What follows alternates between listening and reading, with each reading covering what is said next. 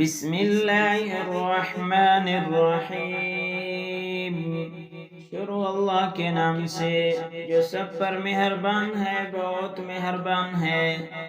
نون، قسم ہے قلم کی اور جو کچھ لوگ لکھتے ہیں۔ آپ اپنے رب کے فضل سے دیوانے نہیں ہو، اور بے شک آپ کے لیے اجر ہے کبھی ختم نہ ہونے والا، اور یقیناً آپ اخلاق کے اعلیٰ درجے پر ہو۔ بس بہت جلدی آپ دیکھو گے اور وہ بھی دیکھیں گے کہ تم میں سے کس کو جنون تھا۔ بے شک آپ کا رب ہی خوب جانتا ہے جو اس کی راہ سے بھٹکا ہوا ہے، اور وہ راہ پر چلنے والوں کو بھی خوب جانتا ہے۔ بس آپ ان جھٹلانے والوں کا کہنا نہ مانو۔ وہ چاہتے ہیں کہ آپ نرم پڑ جاؤ تو وہ بھی نرم پڑ جائیں، اور آپ ایسے شخص کا کہنا نہ مانیں جو بہت قسمیں کھانے والا ہو، بے وقعت ہو، تانا دینے والا ہو، چغلی لگاتے پھرتا ہو، بھلائی سے روکنے والا، زیادتی کرنے والا، بد عمل، بد مزاج، اور اس کے علاوہ نچلے نسل والا بھی، صرف اس وجہ سے کہ وہ بڑے مال اور اولاد والا ہے۔ جب اس کو ہماری آیتیں پڑھ کر سنائی جاتی ہیں تو کہتا ہے کہ یہ عقلوں کی بے سند باتیں ہیں، جلدی ہم اس کی ناک پر داغ لگائیں گے۔ ہم نے ان کو آزمائش میں ڈالا ہے جس طرح ہم نے باغ والوں کو آزمائش میں ڈالا تھا، جبکہ انہوں نے قسم کھائی تھی کہ وہ صبح سویرے ضرور اس کے پھل توڑ لیں گے، اور انہوں نے انشاءاللہ نہیں کہا۔ بس اس باغ پر آپ کے رب کی طرف سے ایک پھرنے والا پھر گیا، اور وہ سو رہے تھے۔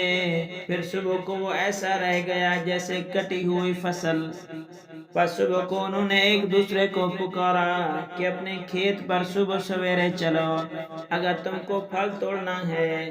پھر وہ چل پڑے، اور وہ آپس میں چپکے چپکے کہہ رہے تھے کہ آج کوئی محتاج تمہارے باغ میں نہ آنے پائے کہ وہ اپنے کو نہ دینے پر قادر سمجھ کر چلے۔ پھر انہوں نے اس باغ کو دیکھا تو کہنے لگے کہ ہم ضرور راستہ بھٹک گئے ہیں، بلکہ ہم محروم ہو گئے۔ ان میں جو بہتر آدمی تھا اس نے کہا، میں نے تم سے نہیں کہا تھا کہ تم لوگ تسبیح کیوں نہیں کرتے؟ انہوں نے کہا کہ ہمارا رب پاک ہے، بے شک ہم ظالم تھے۔ پھر ایک دوسرے کی طرف متوجہ ہو کر ایک دوسرے کو ملامت کرنے لگے۔ انہوں نے کہا کہ افسوس ہے ہم پر، بے شک ہم حد سے نکلنے والے لوگ تھے۔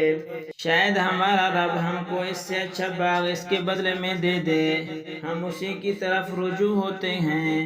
اسی طرح آتا ہے عذاب، اور آخرت کا عذاب اس سے بھی بڑا ہے۔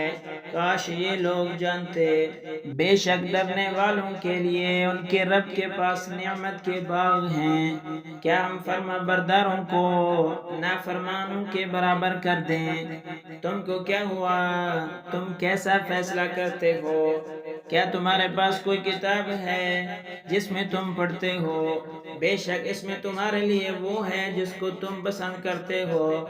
کیا تمہارے لیے ہمارے اوپر قسمیں ہیں قیامت تک باقی رہنے والی کہ تمہارے لیے وہی کچھ ہے جو تم فیصلہ کرو؟ ان سے پوچھئے کہ ان میں سے کون اس کا ذمہ دار ہے؟ کیا ان کے پاس کچھ شریک ہیں تو وہ اپنے شریکوں کو لائیں اگر وہ سچے ہیں۔ جس دن پنڈلی کھول دی جائے گی اور ان کو سجدے کے لیے بلایا جائے گا تو یہ سجدہ نہیں کر سکیں گے۔ ان کی نگاہیں جھکی ہوئی ہوں گی، اس حال میں کہ ان پر ذلت چھائی ہوئی ہوگی، اور وہ سجدے کے لیے بلائے جاتے تھے جبکہ وہ صحیح سالم تھے۔ لہٰذا اے نبی، جو لوگ اس کلام کو جھٹلا رہے ہیں انہیں مجھ پر چھوڑ دیجئے۔ ہم انہیں اس طرح دھیرے دھیرے تباہی کی طرف لے جائیں گے، انہیں پتہ بھی نہیں چلے گا، اور میں انہیں ڈھیل دے رہا ہوں۔ یقین رکھو میری تدبیر بڑی مضبوط ہے۔ کیا آپ ان سے معاوضہ مانگتے ہو کہ وہ اس کے توان سے دبے جا رہے ہیں، یا ان کے پاس غیب ہے؟ پس وہ لکھ رہے ہیں، پس اپنے رب کے فیصلے تک صبر کیجئے اور مچھلی والے کی طرح نہ بن جائیے۔ جب اس نے پکارا اور وہ غم سے بھرا ہوا تھا، اگر اس کے پروردگار کے فضل نے اسے سنبھال نہ لیا ہوتا تو اسے بری طرح کے ساتھ اسی کھلے میدان میں پھینک دیا جاتا۔ پھر اس کے رب نے اس کو نوازا، بس اس کو نیکوں میں شامل کر دیا۔ اور یہ منکر لوگ جب نصیحت کو سنتے ہیں تو اس طرح آپ کو دیکھتے ہیں گویا اپنی نگاہوں سے آپ کو پھسلا دیں گے اور کہتے ہیں کہ یہ ضرور دیوانہ ہے، حالانکہ یہ قرآن تو تمام جہان والوں کے لیے نصیحت ہی نصیحت ہے۔